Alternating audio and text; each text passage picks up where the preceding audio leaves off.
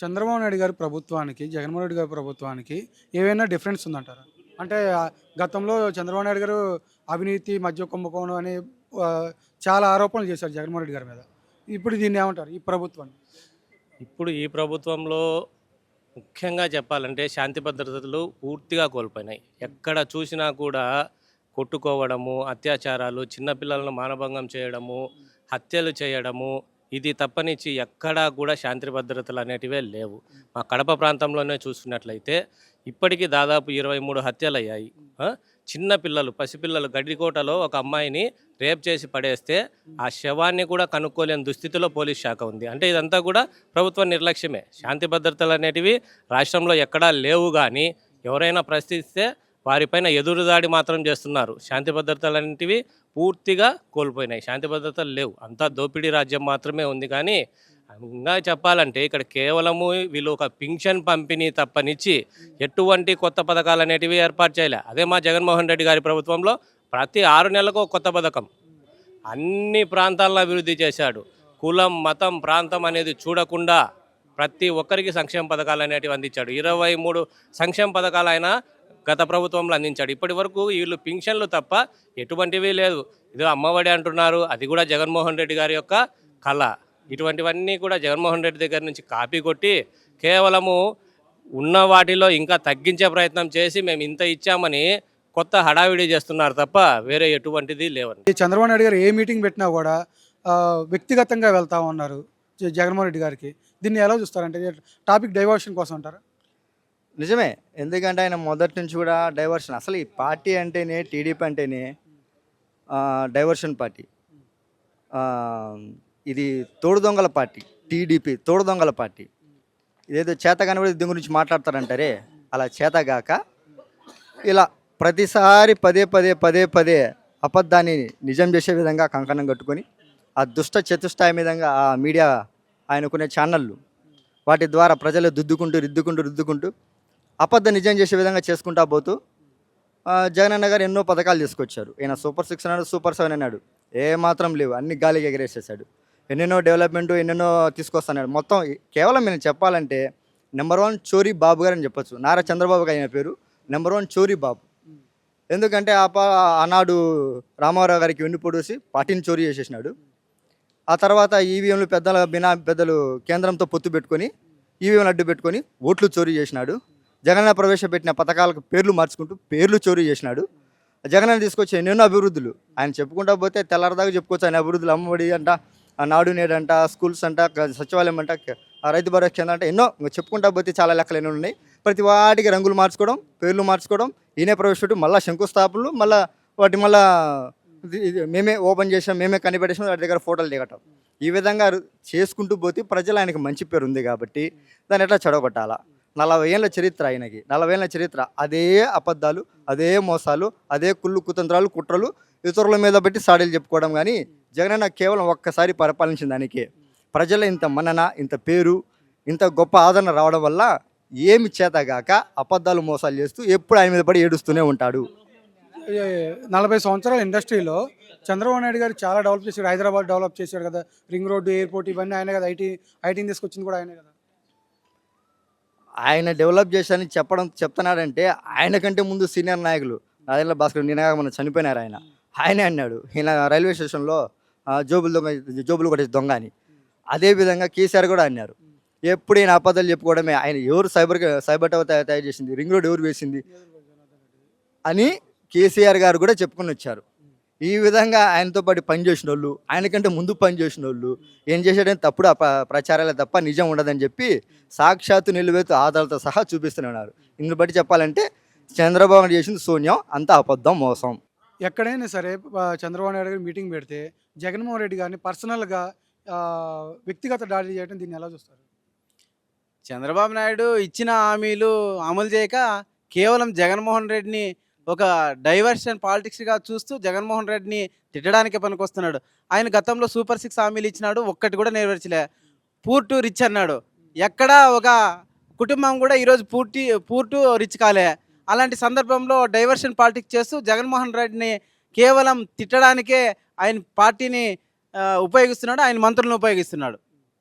కానీ ఇప్పుడు అది కొద్ది రోజులుగా చూస్తుంటే నారా లోకేష్ గారు ఎక్కడా కనపట్లేదు. ఎక్కడంటే రాష్ట్రం కోసం విదేశాలకు వెళ్ళాడనేసి ఒక ప్రచారం జరుగుతుంది. నిజంగానే ఆయన రాష్ట్రం కోసం వెళ్ళి ఉంటారా? ఇప్పుడు అనేక సమస్యల్లో విద్యార్థులు కానీ హాస్టల్లో పడుతున్నటువంటి మౌలిక సదుపాయాలు లేకుండా ఈరోజు విద్యార్థులు అవస్థపడుతుంటే ఆయన విద్యాశాఖ మంత్రిగా అయి విదేశాల పర్యటన చేస్తూ ఎంజాయ్ చేస్తున్నాడు. ఎక్కడో క్రికెట్ జరిగితే ఐపీఎల్ క్రికెట్లు పోవడం అవసరం వచ్చే లోకేష్ గారికి? ఇక్కడ రాష్ట్రంలో విద్యార్థుల పట్ల నువ్వు శ్రద్ధ చూపించాల్సింది పోయి క్రికెట్లకు వెళ్ళి నువ్వు ఎంజాయ్ చేస్తున్నావు అంటే నీ ఇట్లా అర్థమైపోతుంది నీ పరివర్తన. అది కాకుండా పొద్దున్నే హైదరాబాద్లో టిఫిన్ చేస్తాడు, మధ్యాహ్నం లంచ్ విజయవాడలో చేస్తాడు, మళ్ళీ ఈవినింగ్ డిన్నర్ హైదరాబాద్కి వెళ్తాడు. ప్రత్యేక ఫ్లైట్లో తిరగడానికి వీళ్ళకి సమయం అంతా సరిపోతుంది. ఈ రాష్ట్రంలో ఇంకా అభివృద్ధికి ఎక్కడ వీళ్ళు సహకరిస్తున్నారు? డెవలప్మెంట్ అంటే చంద్రబాబు అంటే డెవలప్మెంట్ అంటారు. సైబర్ టవర్స్ నేనే కట్టాను, రింగ్ రోడ్ నేనే వేసాను, ఎయిర్పోర్ట్ నేనే కట్టాను అనేసి రకరకాలుగా అంటున్నారు. సాఫ్ట్వేర్ కంపెనీలు కూడా తెచ్చింది నేనే అని గతంలో చంద్రబాబు నాయుడు ఇప్పటికి కూడా అంటూ ఉన్నారు. దీన్ని ఎలా చూస్తారు? నిజంగానే అంతకుముందు అంటే బెంగళూరులో కానీ వీళ్ళందరూ ఎవరు కూడా మేము తెచ్చామని చెప్పుకోవాలి. చంద్రబాబు నాయుడు గారే ఎందుకు తెచ్చుకుంటున్నారు, ఎందుకు చెప్పుకుంటారు? ఆయన ఒక అబద్ధాన్ని పదే పదే నిజమని అల్లుతూ దాన్ని ప్రూవ్ చేసుకుంటున్నాడు తప్పిస్తే, గతంలో నాదెండ్ల భాస్కర్ రావు హైదరాబాద్ సిటీని డెవలప్ చేస్తే ఆయన నేను చంద్రబాబు నాయుడు నేనే దీన్నంతా సైబర్ టవర్ కట్టి దీన్ని అభివృద్ధి చేస్తున్నాను, సాఫ్ట్వేర్ కంపెనీలు వచ్చినాయని చెప్పుకుంటారు. దాన్ని పదే పదే చెప్పుకొని నిజంగా మలుచుకుంటున్నాడు తప్పిస్తే నిజంగా ఎక్కడా ఆయన అభివృద్ధి చేయలేదు, సాఫ్ట్వేర్ కంపెనీలు తేలేదు. ఆయన క్రెడిట్ చోరీ అని నేను చెప్తాను. తల్లి చెల్లి అని చెప్పేసి ప్రతి మీటింగ్లో కూడా లోకేష్ గారు కానీ, వంగలపూడి అనిత గారు కానీ, చంద్రబాబు నాయుడు గారు కానీ పదే అంటూ ఉన్నారు. దీన్ని ఎలా చూస్తారు? వీళ్ళకు పని పాట లేదు. కేవలం జగన్మోహన్ రెడ్డికి ఉన్నటువంటి ఆదరణ చూసి అతను గత ఓడిపోయిన 11 సీట్లు పరిమితమైన అంటే దాదాపు 40% ఓటు బ్యాంక్ ఉంది. ఇతను ఎట్లో గట్లా నెక్స్ట్ ఎలక్షన్లో కూడా దీన్ని మేము తగ్గించాలని చెప్పేసి అనుకుంటున్నారు. ఏమి చేసినా జగన్మోహన్ రెడ్డి గారిని చెల్లి కాదు తల్లిని ఏమన్నా మాట్లాడినా కూడా ఇతను గతంలో చంద్రబాబు నాయుడు ఎన్టీఆర్కి వెన్నుపోడ్చి వచ్చినటువంటి వ్యక్తి ఈయన. అదే నైజంతో ఇంకొకరి పైన ఆపాదిస్తున్నాడు అని తప్పే ఇంకేం లేదండి. రెడ్డి పరిపాలన విధ్వంసమైన పరిపాలన అని చెప్పేసి లోకేష్ గారు కానీ చంద్రబాబు నాయుడు గారు అంటున్నారు. ప్లస్ గొడ్డల పార్టీ జగన్మోహన్ రెడ్డి అని చెప్పేసి పదే చంద్రబాబు నాయుడు గారని లోకేష్ గారు గారు అంటున్నారు. దీన్ని ఎలా చూస్తారు? లోకేష్ గారు వైసీపీ పార్టీని గొడ్డలి పార్టీ అంటున్నారు కదా, మరి మీ పార్టీ వెన్నుపోటు పార్టీయా? మీరు మరి వైస్రాయ్ హోటల్ నుంచి మీ చరిత్ర చూసుకుంటా ఉంటే మీ తాతగారు ఎన్టీ రామారావు గారికి మరి చేసిన ద్రోహం దగ్గర నుంచి, మీరు చేసిన విధ్వంసం దగ్గర నుంచి ఆయన కుమార్తెలకి తండ్రిని దూరం చేశారు, ఒక మామకి అల్లుళ్ళని దూరం చేశారు, ఒక తాతకి మనవలను దూరం చేశారు.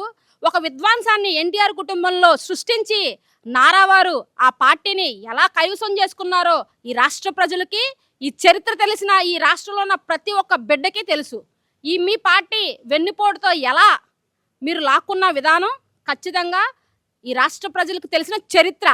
ఇక ఈ దేశంలోనే మరి ఎంతో విలువైన సిబిఐ ఒక సంస్థ, దర్యాప్తు సంస్థ జగన్మోహన్ రెడ్డి గారికి కానీ ఆయన సతీమణి గారికి కానీ మరి వివేకానంద రెడ్డి హత్య కేసులో క్లీన్ చిట్ ఇచ్చినా కూడా నిస్సిగ్గుగా ఒక మంత్రిగా ఉండి కూడా అబద్ధాలు చెప్పి మసిపూసి మారేడి కారు చేయాలని చెప్పి రాష్ట్ర ప్రజలకి మీరు చేస్తున్న ఈ ప్రయత్నాన్ని ఖచ్చితంగా ఈ రాష్ట్ర ప్రజలు గమనిస్తున్నారు. మీ అంతా ఎర్రి వాళ్ళైతే కాదు, ఈ రాష్ట్ర ప్రజలకు నిజాలు తెలుస్తున్నాయి. మీరు ఎంత గొడ్డలి పార్టీ అన్నా, చిన్నాన్ని విషయంలో ఆయన మీద ఎంత బురద జల్లాలని చూసినా కూడా ఒక దేశంలోనే అత్యంత మరి ప్రతిష్టాత్మక దర్యాప్తు సంస్థ అయిన సిబిఐ క్లీన్ చిట్ ఇచ్చిన ఈ రోజు కూడా జగన్మోహన్ రెడ్డి గారు ఒక్క ప్రెస్ మీట్ పెట్టి కూడా ఆయనకు కలిగిన వ్యక్తిగత పెయిన్ గురించి మాట్లాడలేదు. కేవలం రాష్ట్ర ప్రయోజనాల గురించి, ఈ రాష్ట్రంలో ప్రజల యొక్క క్షేమం గురించి, మహిళల గురించి, వారి భద్రత గురించి, ఆర్థికంగా ప్రతి పేదవాడిని ఎలా పైకి తీసుకురావాలన్న ఒక విలువలతో కూడా రాజకీయం చేస్తూ ఉన్నారే తప్ప వ్యక్తిగతంగా మీరు ఎంత విమర్శించినా మీ నాన్నలాగా ఆయన ఏ రోజు కన్నీరు పెట్టలేదు. అది జగన్మోహన్ రెడ్డి గారు. అది ఒక నాయకుడికి ఉన్న గొప్ప లక్షణం. మీరు ఎన్ని విమర్శలు చేసినా మీ విఘ్నతకే వదిలేస్తున్నాం. జగన్మోహన్ రెడ్డి గారు ఖచ్చితంగా 2029లో ఈ రాష్ట్ర ప్రజల ఆశీస్సులతో ముఖ్యమంత్రిగా మరొకసారి ప్రమాణ స్వీకారం చేసే రోజు దగ్గరలో ఉంది. ఆ రోజు లోకేష్ గారి భవిష్యత్ ఎలా ఉంటుందని వారి ఊహకే వదిలేస్తున్నాం. చంద్రబాబు నాయుడు గారు ఈ రోజు అంటా కూడా అదాని డేటా సెంటర్ మేమే తెచ్చాము, వాళ్ళేం గొడ్డల పార్టీ, మాదేం గూగుల్ పార్టీ అని చెప్పేసి ఆ గూగుల్ తీసుకొచ్చింది మేము అనేసి అంటా ఉన్నారు. ఏమండి అసలు ఈ దేశంలో 28, 29 రాష్ట్రాలు ఉన్నాయి. ఈ అసలు ఏ రాష్ట్రంలో కూడా లేని డీజిల్ కొరత కానీ పెట్రోల్ కొరత కానీ ఈ రాష్ట్రంలో సృష్టించారు.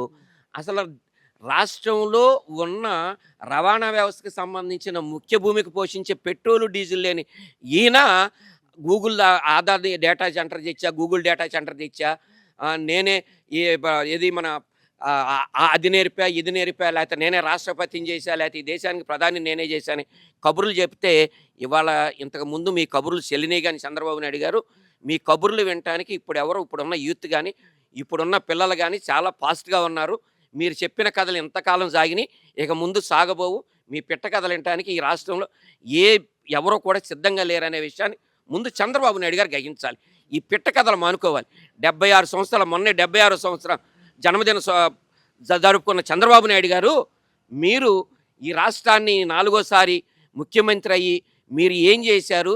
అసలు మీ పేరు చెబితే ఒక పథకమైనా ఉందా? లేదు, ఈ రాష్ట్రంలో పేద ప్రజలు గుర్తుపెట్టుకునేటట్టు మీ పేరుకు చిరస్థాయిగా ఉండేటట్టు ఒక్క పథకమైనా పెట్టను. మీరు నాదాని సెంటర్ తెచ్చాను, అది నేను తెచ్చాను, ఇది నేను తెచ్చాను, ఎవరో గట్టిన ఇంటికి రంగేసుకోవటం, దాని మీద పేరు రాసుకోవటం, దాన్ని అనౌన్స్ చేయటం, దానికి రిబ్బన్ కట్ చేయటం, ఇదేగా మీరు చేస్తుంది. మీ పేరు చెబితే 4 సార్లు ముఖ్యమంత్రిగా ఈ రాష్ట్రాన్ని పరిపాలించిన నాయకుడిగా స్థిరస్థాయిగా ఉండేటట్టు ఏదైనా ఉందా అని నేను అడుగుతున్నా. ఈ రాష్ట్రాన్ని పరిపాలించిన 2 సార్లు పరిపాలించిన వైఎస్ఆర్ గారి పేరు కానీ ఈ రాష్ట్రంలో ప్రతిపక్షంలో ఉండి దరిదాపు 5 సంవత్సరాలు మాత్రమే పాలన చేసి 5 సంవత్సరాలు 2 సంవత్సరాల కరోనా అనే మహమ్మారితో కాలం జరిగిపోతే 3 సంవత్సరాలు పరిపాలన చేసిన జగన్మోహన్ రెడ్డి గారు ఈ దేశ చరిత్రలో ఏ ముఖ్యమంత్రి అందనంత దూరంగా పరిపాలన సాగించారు. అంత ప్రజాక్షేమాన్ని, అభివృద్ధిని, సంక్షేమాన్ని కూడా 2 కళ్ళతో చూసిన వ్యక్తి ఈ రాష్ట్రంలో ఎవరైనా ఉంటే అది that is YS Jaganmohan Reddy గారు అనటంలో ఎలాంటి అతిశక్తి లేదు. మీకు మీరుగా డబ్బాలు కొట్టుకోవడం కాదు, ఇప్పటికైనా మీరు చేసిన పాపాలు పక్కన పెట్టి మీరు ఈ రాష్ట్రాన్ని ఆర్థిక విధ్వంసం మాని పక్కన పెట్టి ఈ పేద బడుగు బలహీన వర్గాలకి ఏం కావాలి, ఈ రాష్ట్రాన్ని సంక్షేమం వైపుకి ఎలా తీసుకెళ్ళాలి, అభివృద్ధి వైపుకి ఎట్లా తీసుకెళ్లాలో ఆలోచించాలని చెప్పి ఆలోచించే విధంగా ఆ కృష్ణ భగవంతుడు చంద్రబాబు నాయుడు గారికి, లోకేష్ గారికి మంచి బుద్ధిని ప్రసాదించాలని చెప్పి మీ మీడియా ద్వారా కోరుకుంటూ సెలవు తీసుకుంటాను.